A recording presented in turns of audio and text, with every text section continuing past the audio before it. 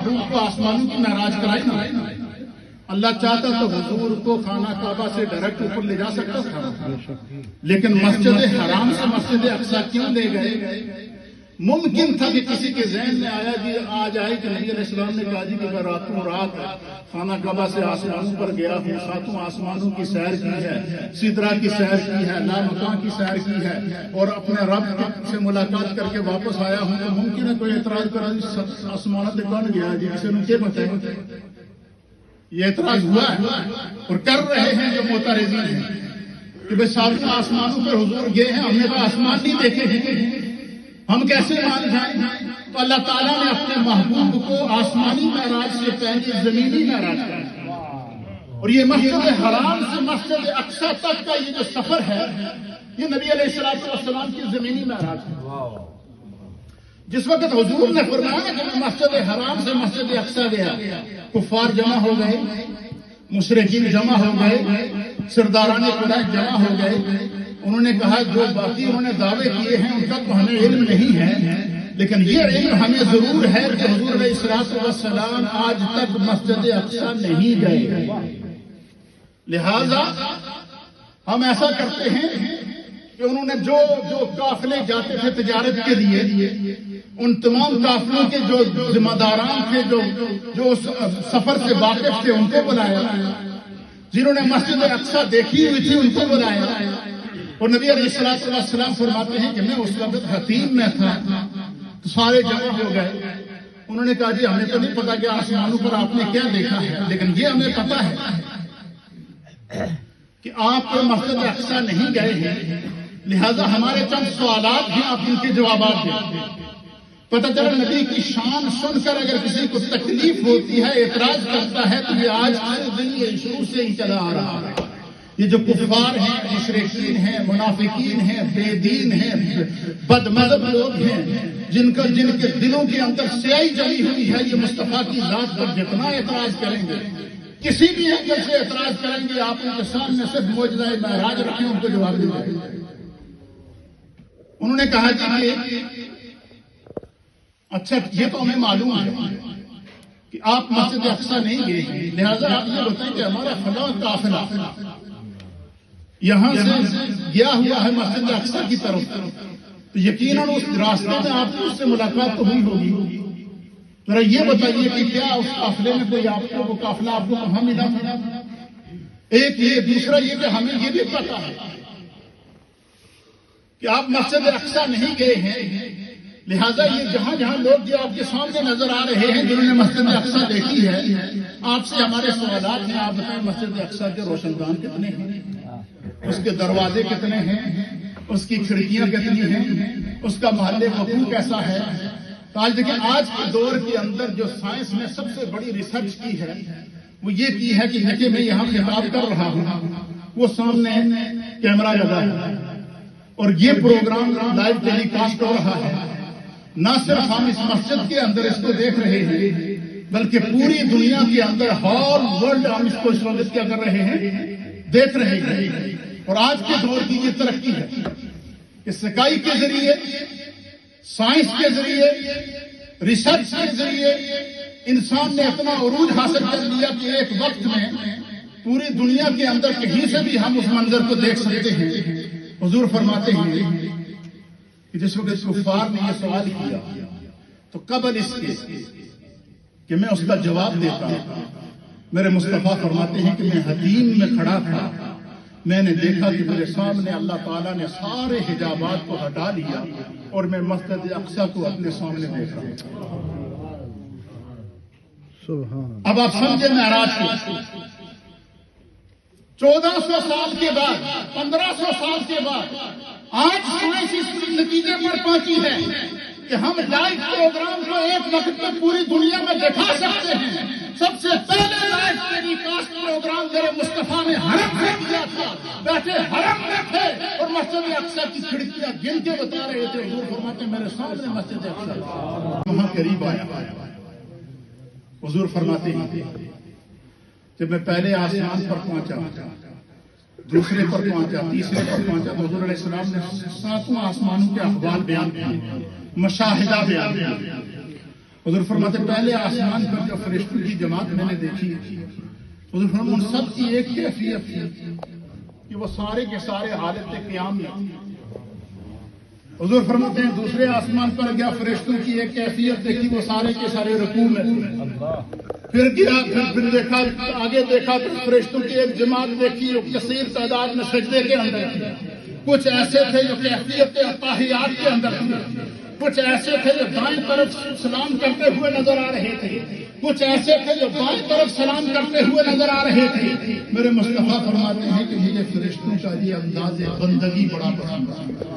اس بات کے فرشتوں کی صفیں ہر آسمان پر میرے مصطفیٰ کو لکھی ملی ہیں. حضرت مولانا امجد علی صاحب رحمۃ اللہ علیہ نے بہار شریعت میں نماز کے مسائل کے اندر اس بات کو یہ حدیث کو روایت کی ہے کہ اللہ کے حبیب علیہ السلام نے اللہ کی بارگاہ میں عرض کیا کہ بارے الہ فرشتوں کا یہ انداز بندگی مجھے پسند آیا. علماء اور محدثین نے لکھا ہے کہ اللہ تعالیٰ نے اپنے محبوب سے فرمایا کہ آپ اپنی امت کے لیے نماز کا تحفہ لے جائیں اور وہ اسی کیفیت میں نماز ادا کریں. جب وہ ایک وقت کی فرض نماز ادا کریں گے تو ساتوں آسمانوں کے اوپر اور جنتوں کے اندر اللہ کے فرشتوں نے جتنی بندگی کی ہے اسی کی مثل خداوند قدوس ایک فرض نماز کو انہیں ثواب عطا فرمائے. اس لیے معراج میں تحفہ نبی کی طرف سے ہمیں نماز کا ملا، لیکن ہماری مسجد میں نماز سے خالی ہے. اس لیے میرے دوستوں معراج کا پیغام یہ ہے کہ ہم 5 وقت کی نماز کو پابندی سے ادا کریں، ادا کرتے رہے. حضور علیہ الصلوۃ والسلام نے جب اپنے رب کا دیدار، حسن مطلق کا دیدار کیا، اللہ اس منظر کو بیان کرتا ہے. اللہ فرماتا ہے میرے محبوب کی کیا آخری بات کہ میرے محبوب کی کیفیت یہ تھی کہ ما زاغ البصر وما طغى. نہ آنکھ ادھر ہوئی، نہ آنکھ ادھر ہوئی، نہ حد سے بڑی. اس کا معنی کیا ہے؟ اس کا معنی مفسرین نے لکھا، اس کا معنی کہ مصطفیٰ کی آنکھ میں جھبکنا چھوڑ دیا تھی، صرف اور صرف اپنے رب کے حسن مطلق کے اندر گم تھی. صرف اور صرف اللہ کے حسن مطلق کے اندر کیا تھی؟ گم تھی. اب اس دیدار جو میرے مصطفیٰ نے اپنے رب کے حسن مطلق کا دیدار کیا، اس دیدار کو نبی کی امت میں سے کس نے سمجھا اور کیسے سمجھا، اس کی بھی ایک مثال ہے. اس کی مثال آپ کو امیر المومنین خلیفۃ المسلمین افضل البشر بعد الانبیاء بالتحقیق جناب سیدنا صدیق اکبر کے عشق و محبت میں ملے گی. ہجرت کا موقع ہے، غار ثور ہے. حضور علیہ الصلوۃ والسلام کا چہرہ، آپ کا سر مبارک حضرت ابوبکر صدیق کی گود میں ہے اور صدیق اکبر صرف اور صرف مصطفیٰ کو اپنی آنکھوں سے رخ مصطفیٰ دیکھ رہے ہیں. چہرہ مصطفیٰ کے دیدار میں اتنے گم ہیں کہ سانپ کاٹ رہا ہے، زہر پھیل رہا ہے، لیکن صدیق کی آنکھ جھپکنے لگی. کسی نے پوچھا، کسی عاشق نے کہا کہ صدیق نے یہ جلوہ کہاں سے سیکھا؟ اس لیے کہ صدیق اکبر وہ تھے جو فنافر رسول تھے، اور صدیق اکبر نے اس کے سامنے وہ منظر موجود تھا کہ اللہ فرماتا ہے کہ جب میرا محبوب میرے حسن مطلق کا دیدار کر رہا تھا تو اللہ فرماتا ہے ما زاغ البصر وما طغى. اور پھر نبی علیہ السلام کو تیسری پیغام مفسرین نے یہ دیا ہے کہ 1.25 لاکھ انبیاء نے میرے نبی کے دیدار کی دعائیں پوچھی نا. وہ صرف دیدار ہی نہیں، حضور کی معراج یہ تھی کہ حضور علیہ السلام نے اپنے رب کا دیدار کیا، اپنے رب کے حسن مطلق کا دیدار کیا. اور 1.25 لاکھ انبیاء کی معراج یہ تھی کہ انہوں نے رخ والضحیٰ کو. اللہ نے انبیاء کی ارواح سے وعدہ لیا کہ میرا آخری نبی تمہارے درمیان جب بھی آئے گا تم نے اس پر ایمان بھی لانا ہے، اس کی مدد بھی کرنی ہے. اور پھر اللہ نے اس کی اقرار کی ہے آیت کے اندر، یہ سورہ آل عمران کی آیت نمبر 81 ہے. اس کے تحت مفسرین نے بڑی ایمان افروز بات لکھی. مفسرین نے لکھا ہے کہ اللہ تعالیٰ کی انبیاء کی ارواح نے اللہ سے وعدہ کیا ہوا تھا، لہذا حضرت آدم علیہ نبینا علیہ السلام سے لے کر حضرت عیسیٰ علیہ السلام تک کموں پہ 1.25 لاکھ انبیاء نے اپنے اپنے ادوار میں ہر نبی نے دیدار مصطفیٰ کی طرح. یہ آیت سے کہہ دو، آپ بڑی ذمہ داری سے میں بات کر رہا ہوں. کہ ہر نبی نے اپنے دور میں اللہ سے دیدار مصطفیٰ کی دعا کی تھی. امام فخر الدین رازی کہتے ہیں کہ اللہ تعالیٰ اپنے کسی نبی کی دعا کو کبھی رد نہیں فرمایا، کیونکہ اللہ کی حکمت میں یہ شامل تھا کہ محبوب کو آخری نبی بنا کر بھیجنا ہے، محبوب کے وجود کے اوپر جو ہے وہ دین کی تکمیل کرنی ہے، آپ کو خاتم النبیین بنا کر بھیجنا ہے. تو ایک طرف تو 1.25 لاکھ انبیاء کی دعائیں ہیں، اور نبی علیہ السلام کو سب سے آخر میں بشری شکل کے اندر دنیا میں بھیجا گیا. تو اس میں حکمت کیا تھی؟ مسجد، اور پھر یہ بھی مفسرین نے اسی آیت کے ساتھ لکھا ہے کہ حضور علیہ السلام کی دیدار کی زیادہ تر کاموں پہ 1.25 لاکھ انبیاء نے جو دعائیں کی ہیں وہ بیت المقدس میں ہی کی. سبحان اللہ. کیوں؟ یہ بیت المقدس وہ جگہ ہے جہاں پر حشر قائم ہوگا، یہ بیت المقدس وہ جگہ ہے جہاں پر مقام محمود لگے گا، یہ بیت المقدس وہ جگہ ہے جہاں پر کموں میں 1.25 لاکھ انبیاء اپنی امتوں کے ساتھ حاضر ہوں گے. میرے مصطفیٰ فرماتے ہیں میں اس وقت بھی فخر کروں گا 1.25 لاکھ انبیاء کی امتوں میں سب سے بڑی امت میری ہوگی. اور فرماتے ہیں باقی انبیاء کی امتوں کی 30 صفیں ہوں گی، میری اکیلی امت کی 70 صفیں ہوں گی. سبحان اللہ، سبحان اللہ. 1.25 لاکھ انبیاء نے دعا کی تھی بیت المقدس میں، اور اللہ تعالیٰ نے انبیاء اکرام کی دعا کو قبول کر کے حضور علیہ السلام کو مسجد حرام سے مسجد اقصیٰ لے گئے. جب حضور مسجد اقصیٰ پہنچے تو 1.25 لاکھ انبیاء عالم برزخ سے آ کر عالم دنیا میں مسجد اقصیٰ میں محو انتظار تھے، اور ہر ایک کی نگاہ دروازے پر تھی کہ وہ لمحہ کب آئے کہ جس نبی کے لیے ہم نے اپنے ادوار میں اس نبی کے دیدار کے لیے دعائیں کی تھی، اس نبی کا ہم دیدار کر سکیں. تو اللہ تعالیٰ نے جو 1.25 لاکھ انبیاء کی دعاؤں کی قبولیت کا جو لمحہ تھا، اس لمحے کو بھی شب معراج میں رکھا تاکہ ہر نبی کو اس کی دعا کی قبولیت کا پروانہ بھی مل سکے، اور وہ پروانہ روح مصطفیٰ کی زیارت کی صورت میں. یہ چیزیں اس میں سمجھنے کی ہیں، بڑے بڑے گہرے نکات ہیں، لیکن وقت کے دامن میں اتنی وسعت نہیں ہے. 1.25 لاکھ کموں پہ انبیاء نے میرے مصطفیٰ کا دیدار کیا. پھر اللہ تعالیٰ نے حضرت جبریل ہر ایک کا تعارف کراتے رہتے، حضور سے ملاقات کرتے رہتے. پھر اللہ تعالیٰ نے حضور فرماتے ہیں جبریل نے مجھے دائیں ہاتھ کی ہتھیلی سے پکڑا اور کہا کہ یا رسول اللہ آپ مسلح پر کھڑے ہو جائیں اور آج آپ نماز پڑھائیں گے، اور 1.25 لاکھ انبیاء آپ کی امامت میں نماز پڑھیں. وہ لمحہ دیدار کا تھا 1.25 لاکھ. اس سے یہ بات نہیں پتہ چلتی کہ میرے مصطفیٰ کی آمد کی یا میلاد مصطفیٰ کی شرق غرب شمال اور جنوب کے اندر جو برسوں سے چرچے چلے آ رہے ہیں، یہ میلاد مصطفیٰ کی برکات ایسے نہیں ہیں. میلاد مصطفیٰ کے پیچھے مصطفیٰ کی آمد کے لیے 1.25 لاکھ انبیاء کی دعاؤں کا ثمرہ شامل ہے، 1.25 لاکھ انبیاء کی دعاؤں کا اثر شامل ہے، 1.25 لاکھ انبیاء کی دعاؤں کی برکات شامل ہیں. اس لیے میرے مصطفیٰ کریم کو مسجد حرام سے پھر مسجد اقصیٰ لے جایا گیا.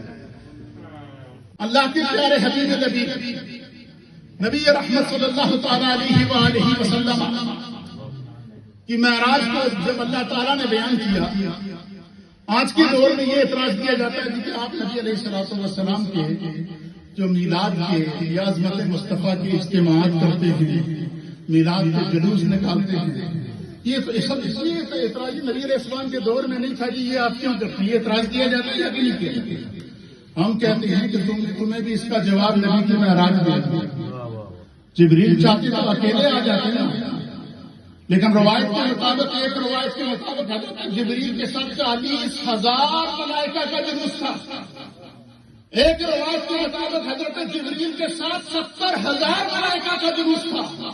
نورانی جماعت تھی ملائکہ کی، جنت سے سواری لائی جا رہی ہے، نورانی سواری براق کی صورت میں آ رہی ہے. اس پورے اعزاز و اکرام کے ساتھ، پورے پروٹوکول کے ساتھ مصطفیٰ کو معراج کی شب آپ کو براق پر بٹھایا جا رہا ہے. اس براق کی رکاب حضرت جبریل کے ہاتھ میں، اور 40,000 یا 70,000 بروایت مختلف فرشتوں کے جلوس کے اندر میرے مصطفیٰ مسجد حرام سے مسجد اقصیٰ جا. آج کے دور میں ایسے بھی بے دین پیدا ہو گئے کہ یہ اعتراض کرتے ہیں کہ آپ جو اولیاء اللہ کے مزارات پر جاتے ہیں، مزارات مقدسہ پر جاتے ہیں، انبیاء کے مزارات پر جاتے ہیں، نبیوں کے مزارات پر یا اولیاء کے مزارات پر جانا یہ کہاں سے ثابت ہے؟ ہم کہتے ہیں تمہیں نبی کی معراج اس کا بھی جواب دیں۔ اللہ فرماتا ہے کہ میں اپنے محبوب کو جو مسجد حرام سے مسجد اقصی لے گیا، اس کی ایک وجہ یہ تھی کہ لِنُرِيَهُ مِنْ آیَاتِنَا، تاکہ ہم اپنے محبوب کو اپنی بعض نشانیاں دکھا سکیں۔ امام فخر الدین رازی رحمۃ اللہ تعالی علیہ نے تفسیر کبیر میں اس آیت کے تحت لکھا ہے، آپ فرماتے ہیں کہ لِنُرِيَهُ مِنْ آیَاتِنَا، اس سے مراد وہاں پر کنوں پہ سوالات انبیاء کرام کے مزارات مقدسہ ہیں۔ کیا ہیں؟ مزارات مقدسہ ہیں۔ اور حضور علیہ السلام فرماتے ہیں کہ جب ہمارا قافلہ مکہ سے نکلا، حرم سے نکلا، تو راستے میں جب ہم کثیر احمر پر پہنچے، ایک ایسے مقام پر پہنچے تو وہاں پر جبریل کے اشارے سے فرشتوں کا قافلہ رک گیا، براق رک گیا۔ جبریل نے عرض کیا یا رسول اللہ آپ یہاں سے نیچے اترے، اور اس مقام پر، یہ مقدس مقام ہے، اس مقام پر 2 رکعت نماز نوافل ادا کریں۔ سرکار دو علیہ وسلم فرماتے ہیں جبریل نے پھر مجھے بتایا کہ یا رسول اللہ یہ وہ مقام ہے، یہ زمین کا وہ ٹکڑا ہے جس کے اوپر اللہ کے نبی حضرت عیسیٰ علیہ السلام کی ولادت ہے۔ حضور فرماتے ہیں عیسیٰ علیہ السلام کی جائے ولادت کو معراج کے سفر میں میرے مصطفیٰ مقام مقدس قرار دے رہے ہیں، حضور اس پر خود حاضر ہو رہے ہیں۔ ایک بات، ٹائم نہیں ہے، اس میں بڑے بڑے نکات ہیں لیکن میں آپ کو صرف اشارہ کر رہا ہوں۔ قرآن کریم فرقان مجید کے اندر 3 سپارہ ہے، سورہ آل عمران ہے، اور اس کی آیت نمبر ہے 81۔ اس میں آیت میثاق، کون سی آیت ہے؟ کہ اللہ تعالیٰ نے جو انبیاء اکرام کی ارواح سے میثاق لیا، وعدہ لیا، وَإِذْ أَخَذَ اللَّهُ مِيثَاقَ النَّبِيِّينَ لَمَا آتَيْتُكُم مِّن كِتَابٍ وَحِكْمَةٍ ثُمَّ جَاءَكُم رَّسُولٌ مُّصَدِّقٌ لِّمَا مَعَكُمْ لِتُؤْمِنُنَّ بِهِ وَلَتَنصُرُنَّهُ۔ اللہ علیکہ یا رسول اللہ،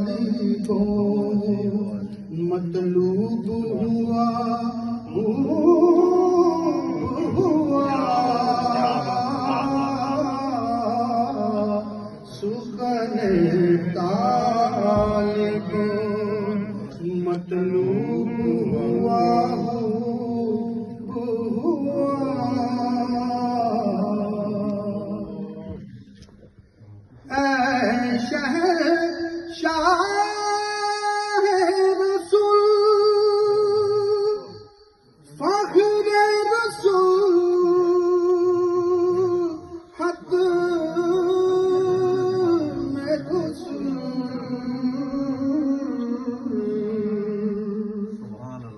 اے شہر شاہ رسول فخر رسول حق میں رسول خوب سے خوب خوش اسلوب ہوا خوب ہوا یا نبی خوب ہوا حشر میں آسیے امت کا ٹھکانہ ہی نہ تھا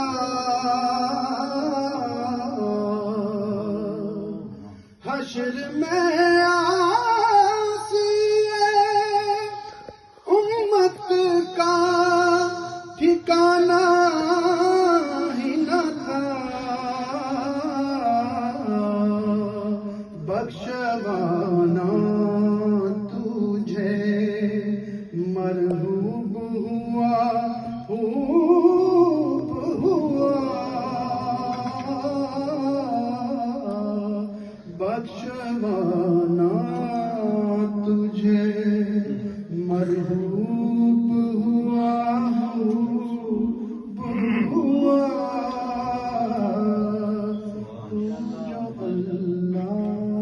تو جو ذکر مصطفیٰ کا اظہار کا نام معراج ہے. سبحان یہ اللہ. اس میں ایک نقطہ ہے. دوسرا نقطہ اس میں سمجھیے کہ دنیا میں بڑے بڑے فلاسفی پیدا ہو رہے ہیں, بڑے بڑے معترضین پیدا ہو رہے ہیں, اور ایسے ایسے معترضین بھی پیدا ہو رہے ہیں جنہوں نے اللہ کی ذات کا بھی نعوذ باللہ بات نہیں کیا, اللہ کے وجود کا بھی انکار کر بیٹھے ہیں. ایسے لوگ اس دنیا کے اندر موجود ہیں.